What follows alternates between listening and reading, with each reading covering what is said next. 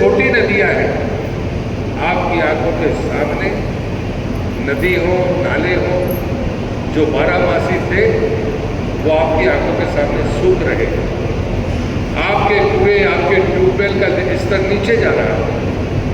ये मुझे बताने की जरूरत नहीं है, ये आप अच्छी तरह से जानते हैं, लेकिन आपने कभी ये सोचने की कोशिश नहीं की कि हम इसको फिर से स्तर को बराबर कैसे रख पाएंगे।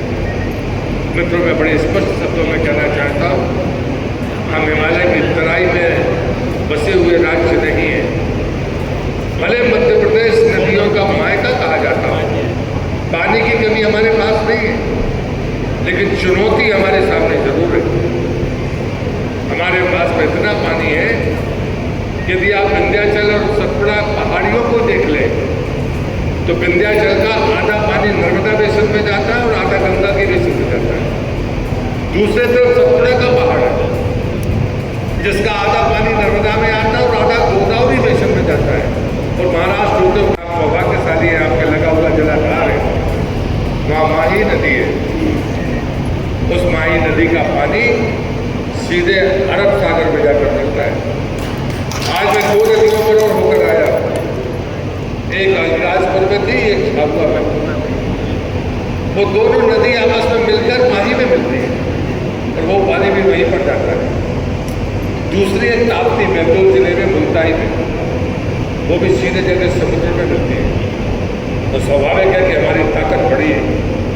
ये माही नदी, जिसके स्रोत पर मुझे एक बूंद पानी नहीं मिला, वो 1/3 गुजरात को पानी पिलाती है, खेतों को भी और लोगों को भी।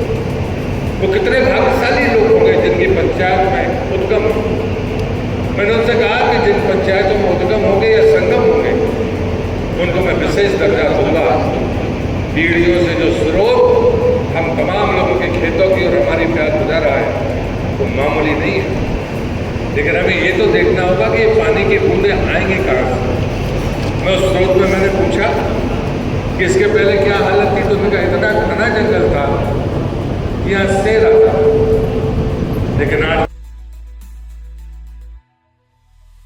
कभी तैयार नहीं होते, तो उसकी बुलंदी नहीं। और तब मैंने इसकी डिजाइन बदली कि जो ग्राम पंचायत भवन अब बनेगा वो 3 मंजिल तक जा सकता है। आप कल्पना करिए, 25 साल बाद, 30 साल बाद आपके पास में जगह होगी क्या? हमें ये भी तो तय करना पड़ेगा। भारत सरकार इसके लिए 17 लाख से 20 लाख रुपए देती है। मैंने जो डिज़ाइन कराया है उसका लागत 33.5 लाख है। और जो क्लस्टर की पंचायत है, इसमें सब इंजीनियर का ऑफिस है, उसकी लागत 48.5 लाख है। आपके पास वो चीज़ है जो 1/3 गुजरात को पानी देती है, लेकिन हमें उसकी कीमत नहीं थी। हमें पता ही नहीं था कि हमारे पास क्या है। हमारे पास इतनी बेशकीमती चीज़ें हैं। मैं जानता हूँ कि जनजातीय जितनी भी जातियाँ हैं, वो जंगल और जल को सबसे बड़ी ताकत मानती हैं, लेकिन हमारे बुजुर्ग उसके सम्मान करते थे। लेकिन शायद हम पढ़ लिखने के बाद उतने चौकस नहीं हैं। आज मैं आपसे प्रार्थना करने आया हूँ, हम जगह। ऐसा नहीं है कि पानी मध्य प्रदेश के पास नहीं है, पानी तो हमारे पास बहुत है। हम न जाने कितने प्रांतों को पानी देते हैं। मध्य प्रदेश नदी का मायका है, मैं इसकी पुनरावृत्ति कर रहा हूँ, लेकिन अभी भी जल का स्तर नीचे जा रहा है, हमारी गलतियों से जा रहा है। इसलिए हम उस गलती को सुधारें, यहीं पर रुकें और कुछ कदम खुद रुकें और कुछ कदम पानी को रोकें, पौधों को वृक्ष बनाने में सहयोग करें, तो हमारी आने वाली पीढ़ी का जीवन हमसे बेहतर हो सकता है। क्योंकि हमारे ज़माने में तकनीक नहीं थी, उनके ज़माने में तकनीक है, लेकिन पानी के बगैर वो तकनीक से दम पर जी नहीं सकते। ये बात सच है। और इसलिए आज मैं झाबुआ के समस्त त्रिस्तरीय पंचायत के अपने बंधुओं से कहता हूँ, हम सब एक परिवार के लोग हैं। मंत्री अलग से नहीं है, लेकिन हम मिलजुल कर कुछ अच्छा करें।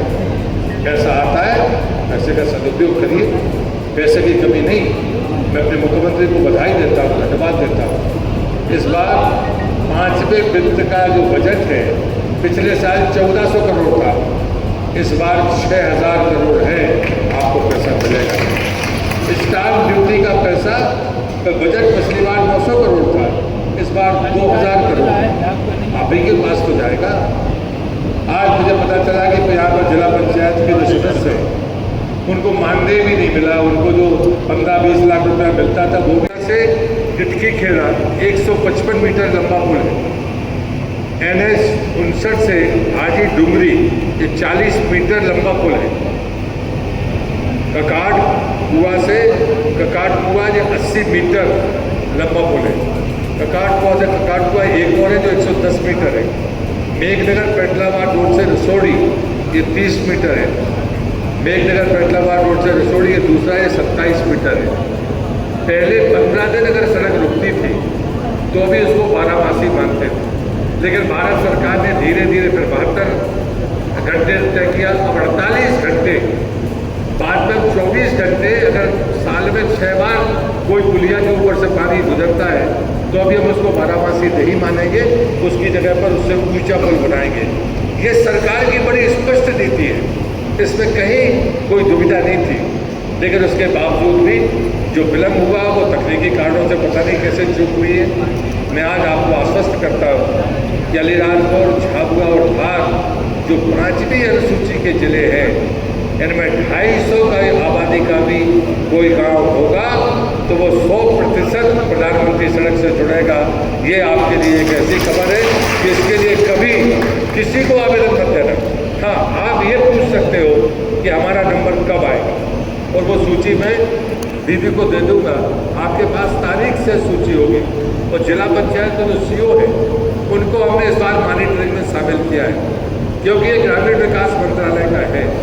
तो मेरे आज अभी इस कार्यक्रम के बाद हम वहाँ पर बैठने वाले हैं ताकि इसका नियमित मॉनिटरिंग होती रहे। सड़क है, बिजली है, पानी है, मकान है। कितनी नदियों पे गए और क्या स्थिति दिखी है? मैं 2 वर्ष में पिछले वर्ष से अब तक अभी जिस नदी से होकर आया हूँ 63वां स्थान था। और पिछला जो 32 पिछले वर्ष के थे उसमें 5 में पानी था, बाकी सूखी थी। इस बार 4 में पानी नहीं मिला, बाकी सब में पानी मिला। और ये अभियान है क्योंकि हम मानते हैं कि मध्य प्रदेश नदियों का मायका है।